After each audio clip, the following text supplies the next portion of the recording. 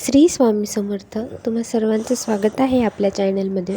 तर स्वामी भक्ती कशी करावी, स्वामी आपल्या घरात आहे ते स्वामी कसे आपल्याला संकेत देतात, संकेत आपल्याला बघायचे आहे आणि कोणते कोणते संकेत ते आपल्याला देतात ते सुद्धा आपल्याला बघायचं आहे. तर चला व्हिडिओला सुरुवात करूया. श्री स्वामी समर्थ महाराजांचा वास आहे की नाही हे कसं ओळखावं.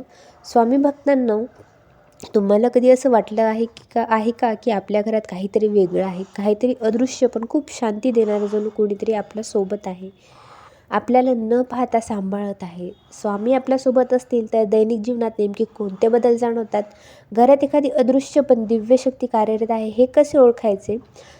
तर आजचा हा व्हिडिओ अगदी त्याच्यावरतीच आधारित आहे. तर व्हिडिओ तुम्ही शेवटपर्यंत नक्की पहा, कारण आज आपण अशा काही गूढ सूक्ष्म पण अत्यंत प्रभावी संकेताबद्दल जाणून घेणार आहोत, जे स्पष्ट स्वामी सांगतात आपल्याला की तुमच्या घरात स्वामी आहेत की नाही, तुमच्या जीवनात आणि तुमच्या घरामध्ये तुमच्या प्रत्येक श्वासात ते उपस्थित आहे. तर चला व्हिडिओला आपण सुरुवात करूया. तुमचं सर्वांचं स्वागत आहे आपल्या चॅनलमध्ये. सर्वप्रथम स्वामींच्या पवित्र चरणी आपल्याला त्रिवार वंदन करून या व्हिडिओला सुरुवात करायची आहे.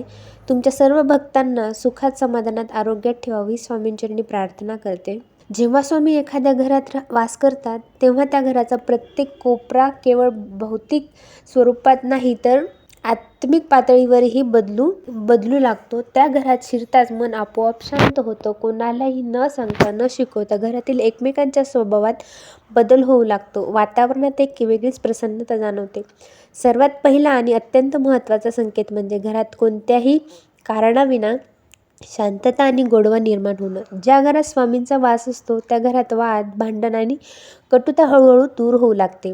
रागाच्या जागी समज येते, अहंकाराच्या जागी नम्रता येते. पती पत्नींमधील नातं अधिक दृढ होतं. आई वडील आणि मुलांमधील आपुलकी वाढते. ही शांतता शब्दात सांगता येत नाही, ती फक्त अनुभवता येते. दुसरा अत्यंत सूक्ष्म पण दिव्य संकेत म्हणजे घरात अचानक जाणवणारा गूढ आणि पवित्र सुगंध. अनेक स्वामी भक्तांनी अनुभव घेतलेलाच असेल की पहाटेच्या वेळी किंवा रात्रीच्या शांततेत अचानक एक सौम्य मनमोहक सुगंध जाणवतो. तो ना फुलांचा वास असतो, ना अगरबत्तीचा, ना धुपाचा, ना उत्तराचा. तो हवेत अलगद पसरलेला असतो आणि त्या क्षणी मनाला विलक्षण शांती मिळते. हा सुगंध कोणत्या वस्तूचा नसून तो स्वामींच्या दिव्य उपस्थितीचा एक मोठा संकेत आहे. तिसरा संकेत म्हणजे स्वप्नात स्वामी समर्थांचे किंवा पवित्र मंदिराचे दर्शन होणे. ज्या घरात स्वामींचा वास असतो तिथे भक्ती हळूहळू खोलवर रुजत जाते. मनापासून केलेला जप, नामस्मरण आणि सेवा स्वामी स्वीकारतात याची ही खूण असते. अशी स्वप्न आत्म्याला स्पर्श करणारी असतात आणि जीवनाला योग्य दिशा देतात. चौथा संकेत म्हणजे घराच्या अंगणात अचानक गाय, कुत्रा किंवा मांजर यासारख्या प्राण्यांचे येणं. विशेषतः पूजा, जप किंवा पारायणाच्या वेळी हे प्राणी शांतपणे घराजवळ थांबले तर तो अत्यंत शुभ संकेत मानला जातो. गाय येणे म्हणजे लक्ष्मी आणि समृद्धीचा प्रवेश, तर इतर प्राणी हे स्वामींचे दूत मानले जातात. पाचवा संकेत म्हणजे कोणताही पूर्वसंकेत नसताना संत, साधू किंवा भिक्षूचं घरात आगमन होणं. ते शांतपणे आशीर्वाद देतात आणि निघून जातात. त्यांच्या जाण्यानंतर घराचं वातावरण अधिक शांत, पवित्र आणि प्रसन्न झालेलं जाणवतं. हा स्वामींच्या कृपेचा एक गूढ पण प्रभावी संकेत असतो. सहावा संकेत म्हणजे समृद्धीचा आपोआप प्रवेश होणं. ही समृद्धी केवळ पैशापुरती मर्यादित नसते. मनाची शांती, आत्मविश्वास, आरोग्य, नात्यांमधील समाधान आणि जीवनातील धैर्य हळूहळू वाढू लागतं.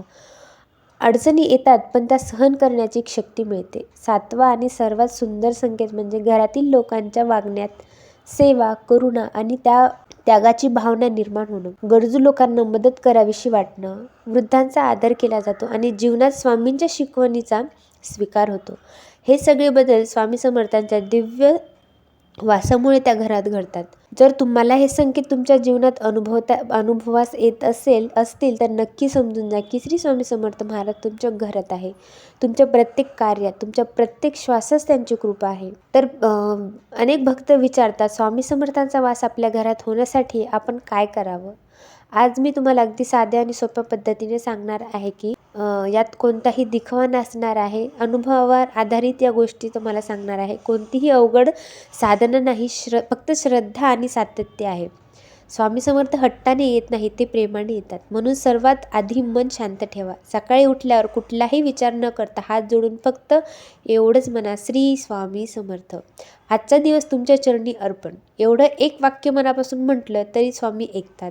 त्यानंतर तोंड धुवून देवघरात किंवा स्वामींच्या फोटोसमोर उभे राहा मोठी पूजा लागते असं नाही. एक छोटासा दिवा लावा, तूप असो किंवा तेलाचा असो, जे असेल ते चालेल. दिवा लावताना मनात कोणतीही अपेक्षा ठेवू नका. फक्त 11 वेळा हळू आवाजात किंवा मनात म्हणा, श्री स्वामी समर्थ, जय जय स्वामी समर्थ, श्री स्वामी समर्थ, जय जय स्वामी समर्थ.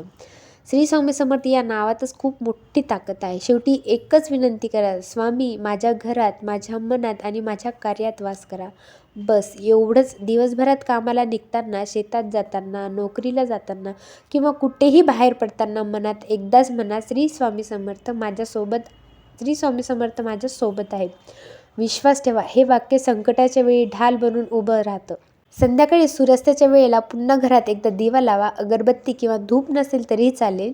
दिव्यासमोर उभं राहून एकदाच म्हणा, अवधूत चिंतन, श्री गुरुदेव दत्त, श्री स्वामी समर्थ महाराज की जय. त्या क्षणी काही मागू नका, फक्त डोळे मिटून उभं राहा. अनेक वेळा या शांततेतच स्वामी उपस्थितीत जाणवते. रात्री झोपण्याआधी मनातल्या मनात स्वामींशी बोला, स्वामी आज माझ्याकडून काही चूक झाली असेल तर मला माफ करा. उद्या मला योग्य मार्ग दाखवा. स्वामी भक्ताला घडवतात, तोडत नाहीत. आठवड्यातून एक दिवस, विशेषतः गुरुवारी थोडं जास्त करा. पिवळं फूल असेल तर ठेवा, नसेल तरी चालेल. 21 वेळा श्री स्वामी समर्थ नाम जप करा आणि शक्यच असेल तर एखाद्याला पाणी, चहा किंवा अन्न द्या. ही सेवा फार मोठी नसली तरी स्वामींना खूप प्रिय आहे. आता एक महत्त्वाची गोष्ट लक्षात ठेवा, स्वामींचा वासा प्रत्येकालाच येईल असं नाही. तो अनुभव प्रत्येकाचा वेगळा असतो. काहींना अचानक मन शांत होतं, काहींना डोळे पाणवतात, काहींना संकटात मार्ग सापडतो, तर काहींना कधीकधी हलका सुगंध जाणवतो. पण हे सगळं सांगत फिरू नका, अनुभव मनात ठेवा. स्वामींची कृपा गुप्त असते. मित्रांनो, ही साधी दिनचर्या 30 ते 40 दिवस मनापासून करा. वेळ, दिवस, महिना स्वामी स्वतः निवडतात. आपलं काम फक्त श्रद्धा ठेवणं. कारण स्वामी समर्थ नेहमीच म्हणतात, भिवू नकोस, मी तुझ्या पाठीशी आहे. अनेक स्वामी भक्तांच्या मनात हा प्रश्न येताच सर्व देवांपेक्षा श्री स्वामी समर्थ महाराजांची प्रचिती इतकी लवकर येते ना, की त्यामागे खोल आध्यात्मिक कारणसुद्धा आहे. ती थोडक्यात पण मनाला भिडतील अशा शब्दात सांगतो. पहिलं कारण म्हणजे श्री स्वामी समर्थ महाराज अवधूत आहे. अवधूत म्हणजे ज्यांना कुठलेही नियम, विधी, बंधन नाहीत. भक्तांच्या मनात हाक खरी असेल, वेदना खरी असेल, विश्वास खरा असेल तर स्वामी पूजापाठीचा अट नसते. ते थेट हृदयात उतरतात. म्हणूनच त्यांची कृपा पटकन जाणवते. दुसरं कारण म्हणजे स्वामी महाराज हे साक्षात दत्तरूपाचं स्वरूप आहेत. दत्तगुरू म्हणजे गुरु, देव आणि करुणा तिन्ही एकत्र. इतर देवांकडे आपण काही मागायला जातो, पण स्वामींकडे गेले की ते आधीच आपली परिस्थिती समजून घेतात. भक्त अडचणीत असेल, हतबल असेल तर स्वामी उशीर करत नाहीत. तिसरं कारण म्हणजे स्वामी महाराजांची कृपा साध्या भक्तीवर चालते. मोठे मंत्र, अवघड व्रत, खर्चिक पूजा लागते असं नाही. श्री स्वामी समर्थ एवढा जरी मनापासून जप केला तरी स्वामी ते ओळखतात. भक्ती जितकी साधी तितकी स्वामींची प्रचिती लवकर. आजचा हा व्हिडिओ तुम्हाला कसा वाटला कमेंट करून नक्की सांगा. आणि सांगितलेले हे छोटे छोटे जे काही उपाय आहेत किंवा रोज नामस्मरण करा. नाही तुम्हाला शक्य होत की तुम्ही खूप बसून करा. तुम्हाला चालता, बोलता, उठता, बसता जेव्हा शक्य असेल तेव्हा तुम्ही स्वामींचं नाम घेत चला. तुम्हाला नक्की त्याचा अनुभव येईल. श्री स्वामी समर्थ. जय जय स्वामी समर्थ.